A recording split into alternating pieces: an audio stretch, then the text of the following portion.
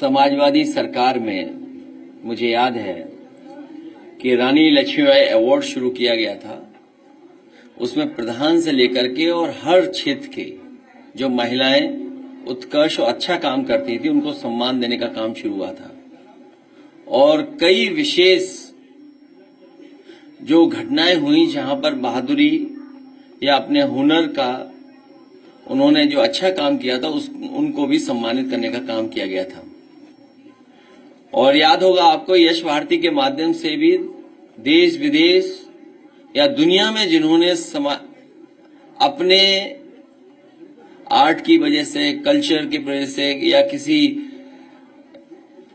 और क्षेत्र में जो महत्वपूर्ण योगदान दिया है उन लोगों को भी बड़े पैमाने पर सम्मानित करने का काम हुआ था, जिसमें बड़ी संख्या में कवि थे, खिलाड़ी थे, हॉकी के थे, फुटबॉल के थे, क्रिकेट के थे, रोइंग के थे और कई स्पोर्ट्स और स्पोर्ट्स से जुड़े हुए खिलाड़ी जिनका हम और आप लोग नाम तक नहीं जानते थे, लेकिन उन्होंने देश और विदेश में बहुत अच्छा प्रदर्शन किया था। यश भारती के माध्यम से उनको भी सम्मानित करने का काम कर रहे थे और मौका मिला था। साथ ही साथ सम्मान राशि का भी काम शुरू किया था, जिसमें सम्मान राशि भी उन तमाम लोगों को सम्मान देकर के हम लोग प्रति महीना उनका सम्मान करते थे। इस सरकार ने उस योजना को भी बंद कर दिया। समाजवादी पेंशन शुरू की थी। भविष्य में समाजवादी पार्टी ने आज भी कहा, फिर कहेंगे, समाजवादी पेंशन भी शुरू करेंगे और विशेष नाम देकर के नारी समृद्धि सम्मान योजना को भी शुरू करने का काम हम लोग करेंगे, जिसमें कहा है कि 40,000 रुपया साल तक हम देने का काम करेंगे। 40,000 रुपया साल का। पहले 500 रुपए हम लोग देते थे प्रति महीना समाजवादी पेंशन के माध्यम से। वो योजना तो रहेगी,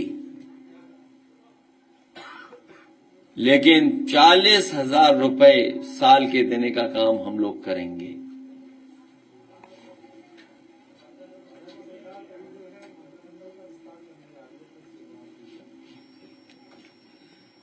उन्होंने नवरात्र में लगता है दिन तय किया है। असली विस्तार सरकार का और विकास का होगा 2027 में। ये तो रूठेयों को मनाने वाला है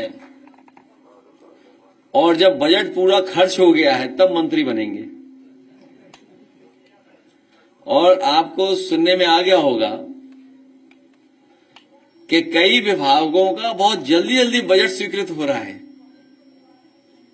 और एक विभाग पे तो हमारे एक पत्रकार साथी ने यही सवाल भी किया था कि 1,000 करोड़ के टेंडर पता नहीं कौन सा तरीका अपनाया है और स्वीकृत कर करके और दे भी दिया है।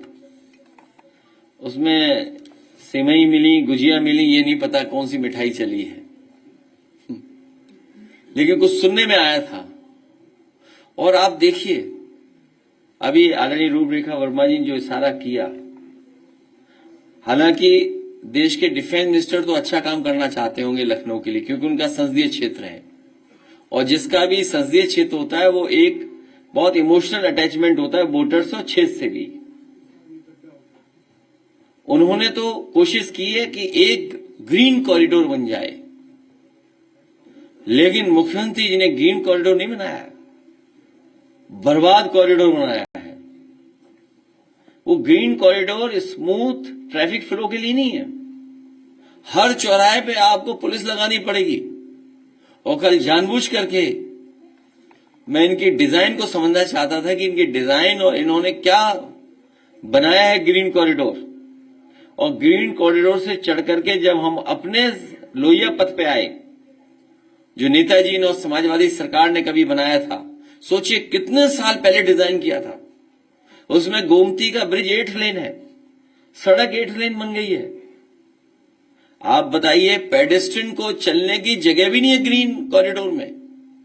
दुनिया में कहीं सड़क ऐसी डिजाइन नहीं हुई होगी आज के समय पर जहां पैदल चलने वाले गरीब और साइकिल से चलने वाले लोगों को कोई जगह ना हो। ये मानक के खिलाफ सड़क डिजाइन हुई है। कोई भी सड़क बिना पैदल चलने वालों के सड़क डिजाइन नहीं हो सकती। ये लखनऊ में इस सरकार ने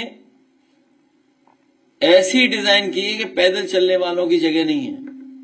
लोहिया पथ 8 लेन है, इनका ग्रीन कॉरिडोर ग्रीन होगा ही नहीं कभी, मतलब स्मूथ फ्लो और कभी क्लियर फ्लो के साथ नहीं होगा, हर चौराहे पे है। और मैंने देखा है कि ऑटो तो गिर गया होता, पलट गया होता। अगर आप जाएं ऑटो से और सडन टर्न है, बताइए ऑटो कहां जाएगा। तो इनकी डिजाइन भगवानी मालिक है। क्या ऐसे ब्लाइंड टर्न्स और भी दिखते हैं आपको? ये डिजाइन का पार्ट है, लेकिन सबसे दुख का पार्ट है कि 7,000 करोड़ का डिजाइन ये बन रहा है ग्रीन कॉरिडोर। मैंने कहा कि कम पैसे में ही 6 लेन 8 लेन बन सकता है।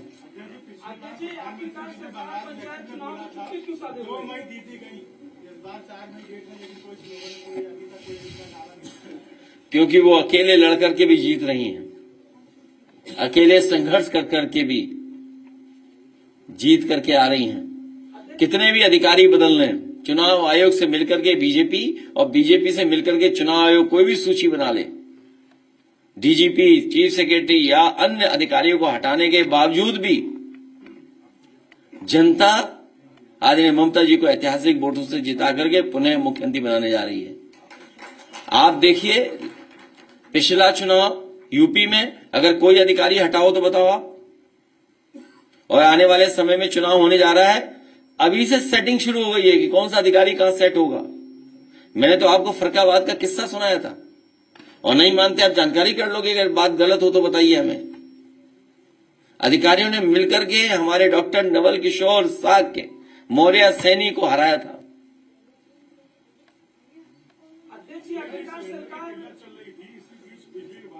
तुम्हारे मुकद्दर का सिलेंडर मुकद्दर होगा तो सिलेंडर मिलेगा, वरना आप लाइन में लग जाइए। और लापता गैस सिलेंडर है ही नहीं कहीं। और अभी झांसी का पता लगा मुझे, ये चैनल वालों को पता नहीं क्या हो जाता है, कौन सा दाना मिलता है ना जो गाना गाने लगते हैं। मैं जब लोकसभा में था तो एक चैनल के कोई आए जर्नलिस्ट मेरे से बोला कि लखनऊ में मलियाबाद में समाजवादी पार्टी के नेता के घर पर इतने सिलेंडर मिले। अभी मेरी पार्टी की कमी है। कल ही मुझे जानकारी मिली कि झांसी में जो ट्रक गायब हुआ था, पूरा ट्रक सिलेंडर का, वो बीजेपी के लोगों ने गायब किया था। बीजेपी के नेता शामिल थे, बड़े बड़े नेता दूसरे जिले से फोन कर रहे थे कि समझौता कर लो। पूरा ट्रक चोरी कर लिया, सिलेंडर भरा हुआ, और जब वापस किया तो आधे सिलेंडर खाली वापस किए। बताइए आप, बीजेपी के नेता थे, लेकिन दुर्भाग्य एक भी चैनल ने बीजेपी का नेता नहीं चलाया। तभी मैंने कहा, अरे रूपरेखा वर्मा जी कह रहे सड़कों पर उतरे, ये 30 चैनल केवल सच बोलने लगे, तो अभी सब परिवर्तन हो जाएगा।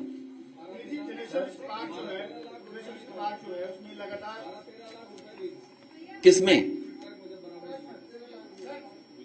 तो आपको पता होगा, सब पता हो लगे चलाओ फिर, चैनल पे क्यों नहीं चलाते हो? तुम्हारा ही चैनल गड़बड़ कर रहा था। टाइम्स नाउ हो ना, टाइम्स नाउ किसमें? अच्छा, रिपब्लिक भारत चले गए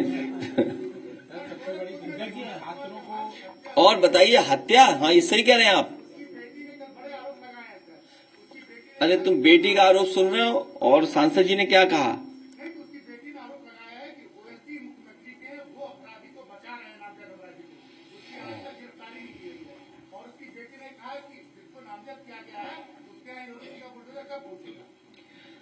बेटी ने तो आरोप लगाए हैं, बेटी ने तो आरोप लगाए हैं, लेकिन राज्यसभा के सांसद, कई बार के रहे विधायक डॉक्टर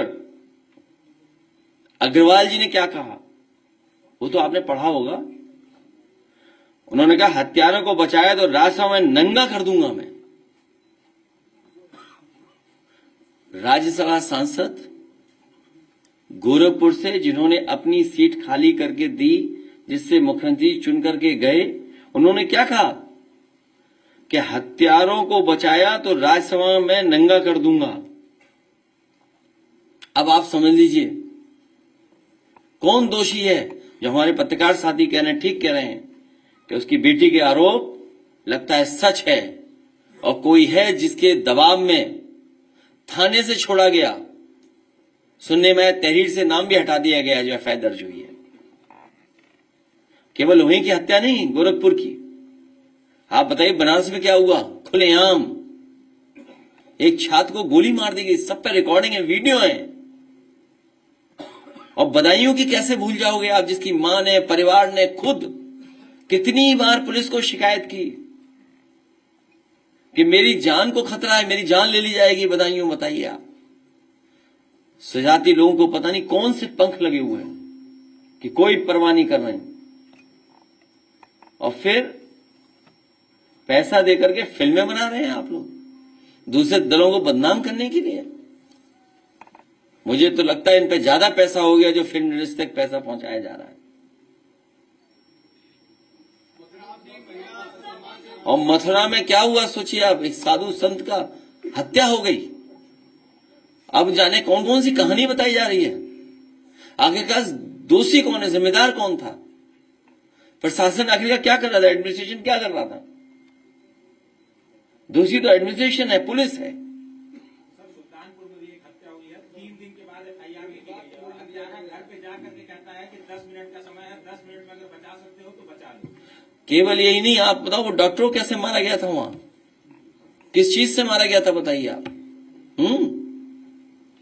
यहां पुलिस से जब पॉलिटिकल काम लोगे, पुलिस का जो एक सिद्धांत बन गया है कि हथेली गरम पुलिस नरम, एक ही सिद्धांत पे काम कर रही है पुलिस। और आए दिन गांजा जाने क्या क्या पकड़ा जा रहा है। तो पुलिस लॉ एंड ऑर्डर के अलावा सब कुछ कर रही है। और गोरखपुर में तो लॉ एंड ऑर्डर की हत्या हो गई है। ये जो घटना हुई है गोरखपुर की, हमारे पत्रकार साथी पूछे, वहां लॉ एंड ऑर्डर की हत्या हो गई है। जनता से अपील है कि इस सरकार को हटाए बिना लॉ एंड ऑर्डर बेहतर नहीं हो सकता है। पार्क में जो गेट नंबर 6 था, वहां पर क्रिकेट खेलते थे, फ्री था, लेकिन अब वहां पर गैलेक्सी क्रिकेट एकेडमी को दे दिया गया है। वहां पर चार्ज लगेगा, उसकी जुताई हो गई है, उसको पूरे प्राइवेटाइज कर दिया जाता है। अभी तो लॉ एंड ऑर्डर पे रही है। सर महिला सम्मान समारोह आज आपने किया है और एनसीआरटी के रिकॉर्ड भी देखते हैं कि पूरे देश में 3 ऐसी स्टेट्स हैं जिसमें उत्तर प्रदेश में, राजस्थान और फिर महाराष्ट्र। इन 3 स्टेट्स में महिलाओं के विरुद्ध क्राइम रेट्स लगातार बढ़ रहे हैं और इन तीनों जगह पर बीजेपी आवर। जहां जहां बीजेपी है और बीजेपी की सरकार है, जो एनसीआरबी का आंकड़ा बता रहा है, सबसे ज्यादा असुरक्षित महिलाएं, बेटियां वहीं पर हैं। न केवल असुरक्षा की भावना है, बल्कि सबसे ज्यादा करप्शन भी वहीं है। अध्यक्ष जी ये बताइए, जैसे अभी वीमेन पावर लाइन आपके टाइम पर थी, एज ऑफ डेट जो ट्रांसफॉर्मेशन है, चेंजेस है, इसकी रीजन क्या है? चैनल।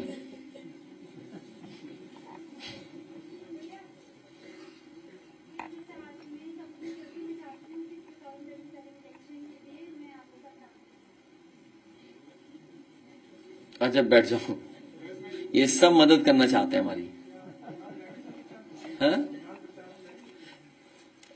हम डेली यहीं से प्रचार करेंगे और आप लोगों के माध्यम से प्रचार करेंगे, ठीक है। और दूसरा, क्योंकि मुझे जानकारी मिली है भारतीय जनता पार्टी के लाखों के डिप्लॉयमेंट बंगाल के बाद सीधा यूपी हो जाएगा उनका।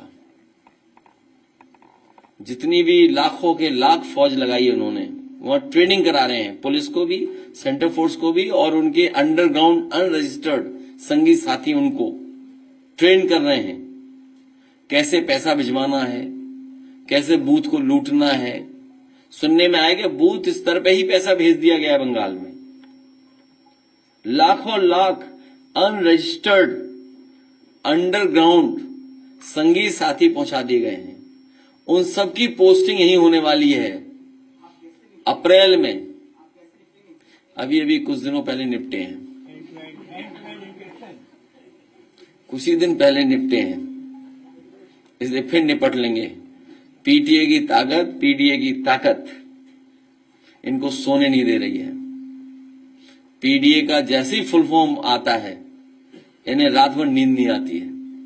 आज तक पीडीए का एक ही फुल फॉर्म निकाल पाए हैं, दूसरा नहीं निकाल पाए। और हमारे पास कितने फुल फॉर्म है बताइए? कई मिसाइल हमारे पास